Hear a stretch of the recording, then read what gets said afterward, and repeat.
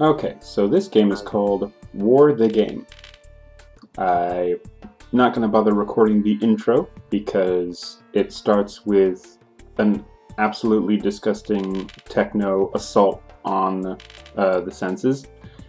And I'm not bothering to record the tutorial because it's pretty boring and it's pretty easy to figure out what to do. A couple of the things that are unique about this game is this globe that you see here. That is the map of the fighting, and you'll see what I mean when I start this. A series of aggressive computer viruses has left the planet without any organization. Seize this opportunity and gain total control. Pick one city as your base and expand from there. Unfortunately, other nations have the same idea. So when it says Special Start Australia, it's basically just a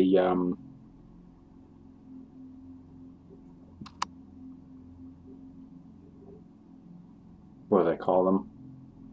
Oh, brain fart achievement. See, that's how little I care about achievements. Ho Chi Minh City, Xi'an, Vladivostok, Istanbul. It kind of looks like time might be passing because some factions have already... Warsaw.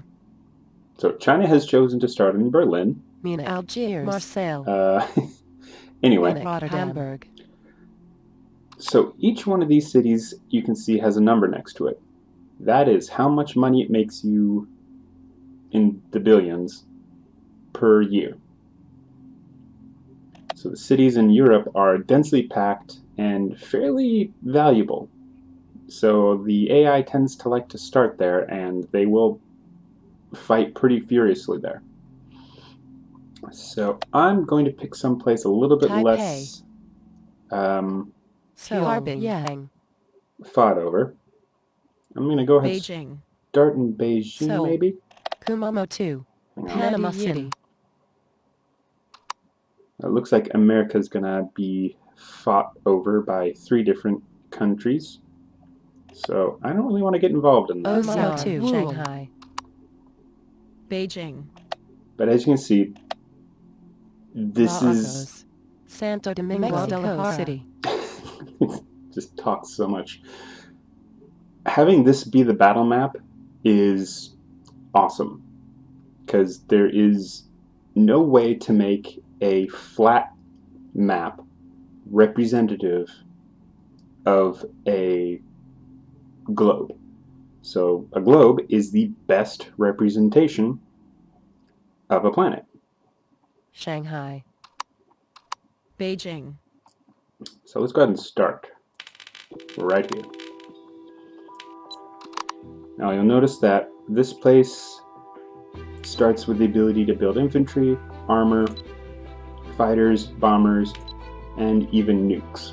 Now the nukes can't move, but they have units and cities are a long range. Neutral units are passive and generally don't attack players.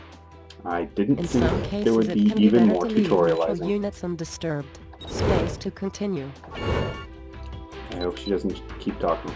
But let's capture this, because this will give us the ability to build boats. Now the important difference between infantry and armor, there's actually a couple. Infantry count for double when garrisoning a city, and they're the only way to capture places. Armor is faster and a little bit more expensive, and that's actually the only difference. Is with armor you sacrifice capturing capability in order to gain speed. This game does a thing. You have occupied a shipyard. This game does a thing where every one of these units that you can build, the 1 billion infantry, the 1.2 billion armor, the 2.5 billion fighter, and the 3.5 billion bomber, they all have the same fighting power. So one infantry unit can take out a bomber, even though a bomber is 3.5 billion and takes 3 weeks and a day to build. whereas infantry just takes 1 week and 2 days. So you end up doing a lot with infantry in this game, because they can capture places, and when they're in a city, they fight twice as hard. But they are the slowest unit, so if you want speed on the ground, you want an armor. airstrip.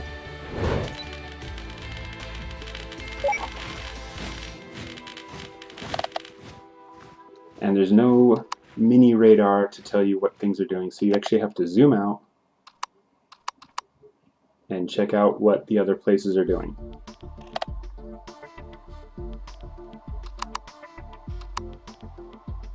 And right now Canada is conquering Japan, and I am representing the United States and conquering China.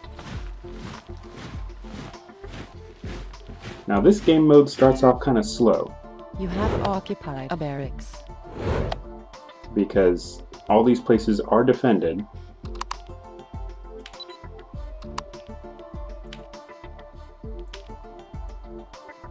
Didn't I select? Oh.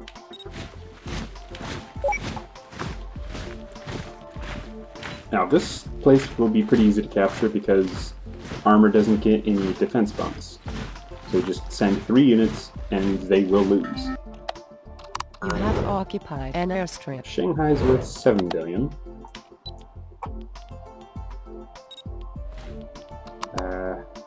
This place is worth 1 billion. 1.1. And this place is worth 7.5. It's a little closer, so I might go for that.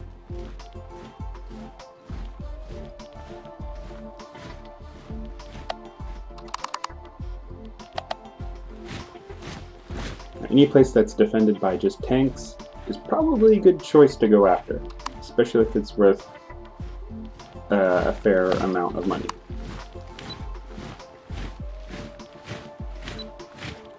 Got to right click to set that building.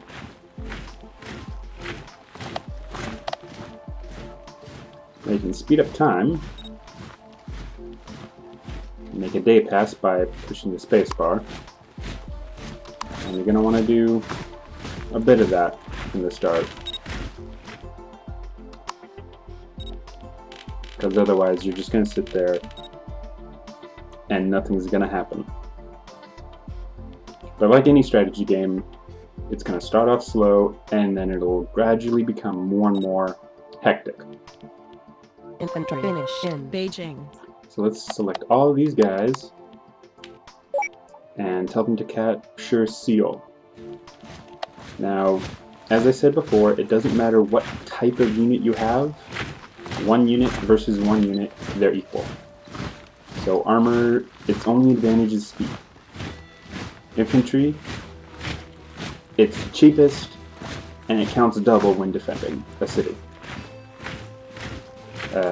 Fighters are the fastest and can disengage from a fight.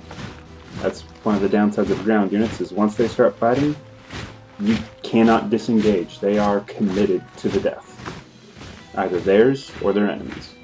So you want to make sure that you send enough to get the job done. Now fighters have short range and bombers have long range from these. These air bases are what determine your range.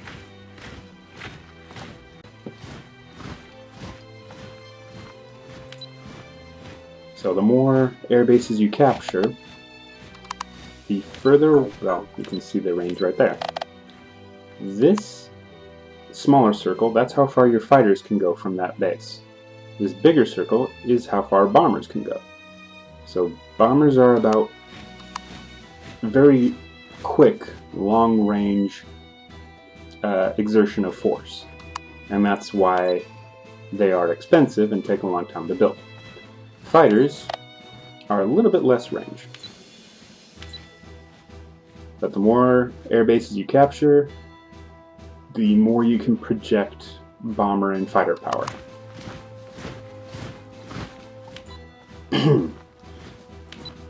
And then you've got transports, which, from my experience, are the only unit in the game that cannot fight. But they can move infantry units across the ocean. I can't remember if they can move tanks, but you know what? Should definitely build one. Now, carriers are exactly what they sound like. You can put a couple of fighter squadrons on there. I don't think you can put a bomber on there, but that's not important, since bombers can go such a long range from these air bases. You're really not using the carriers to move your bombers, you're using them to move fighters. So aircraft carriers basically act as mobile air bases, so it'll extend your fighter bubble.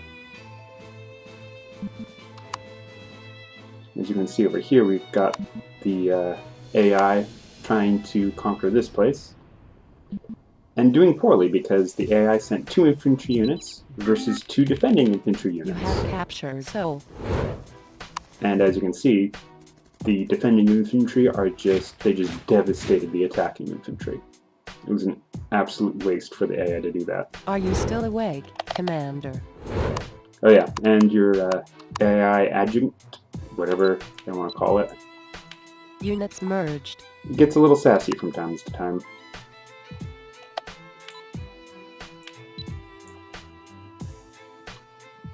So let's see, this counts as 3 units. So I want to send in 4. And I basically only have 2, because if you can look in the upper left, I've got 1 infantry squadron that has virtually nothing left, because I used that last unit to kind of combine with the others so that the others are at full strength. And now I need to wait for money to come in. So just speed up time. Transport fleet built near Beijing. A transport fleet has the capacity to transport 1 infantry brigade at a time. Transports carry no weaponry and rely on air force or battle fleets for their protection. So they can't move tanks. Space to continue to ship infantry. Simply select the infantry brigades to be shipped and press long right mouse button on their overseas destination. Any idle transports in the area will automatically start shipping the infantry brigades. Space to continue. Well, let's just test that. So let's select this tiny group of infantry and tell them to go here. Unit is being shipped. And because it would take them longer to go around, this transport automatically comes over here to pick up the infantry. Which is really cool. I like that this game doesn't force you to micromanage every tiny little detail like some strategy games like to do. So let's just go ahead and have this tiny infantry group capture undefended zones. That's pretty much all it's good for right now.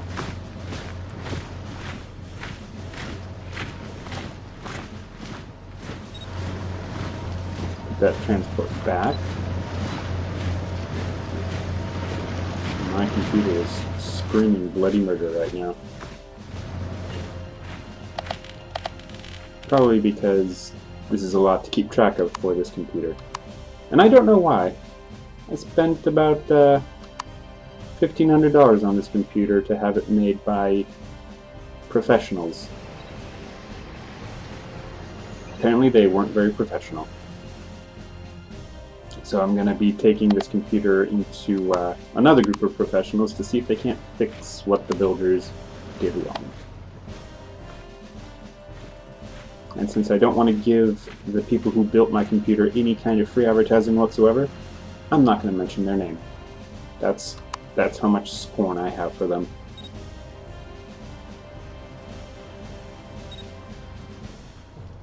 Infantry combat ready in Seoul. Alright, so 3 infantry units will lose to this 1 armor and 1 infantry because this infantry is in the city, so I'm not gonna bother.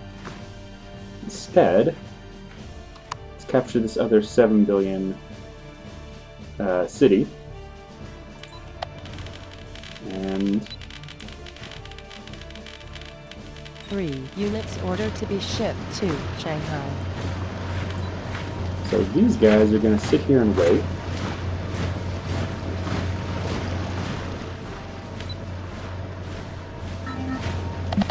You have occupied a barracks.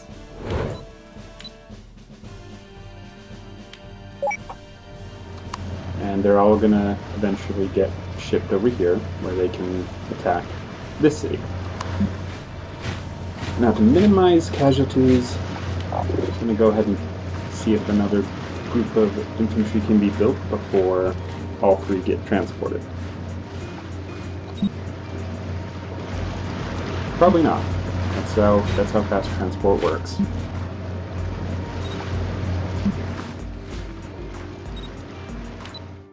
Let's have these guys fall back.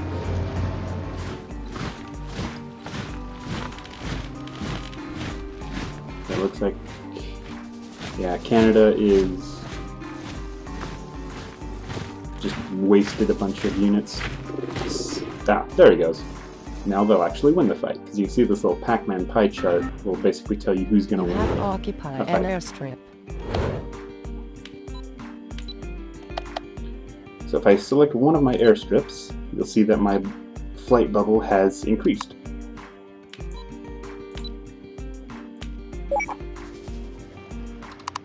Infantry ready near Shanghai.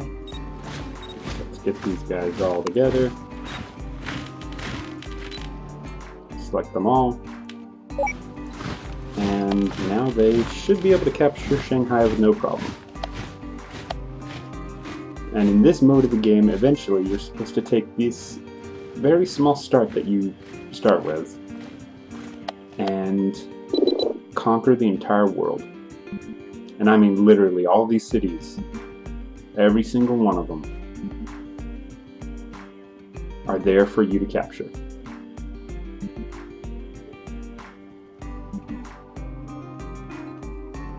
So let's speed time up.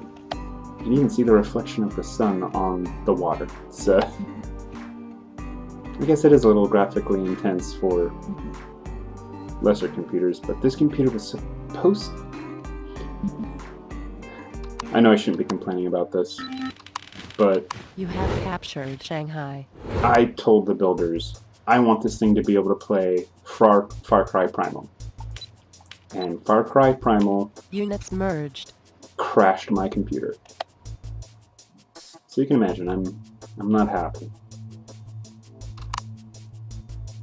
Alright, that's worth 3.5 billion. You have occupied a barracks. It's only worth 1. Alright, well, I'm gonna go ahead and send this just barely strong enough force. These guys are worth 3. And I'm sending 3 and then I think it's like 3.5. So I will win this fight, but I'll lose most of these units. But that's going to be it for this video. Hopefully this will encourage you guys to purchase a another kind of unique strategy game.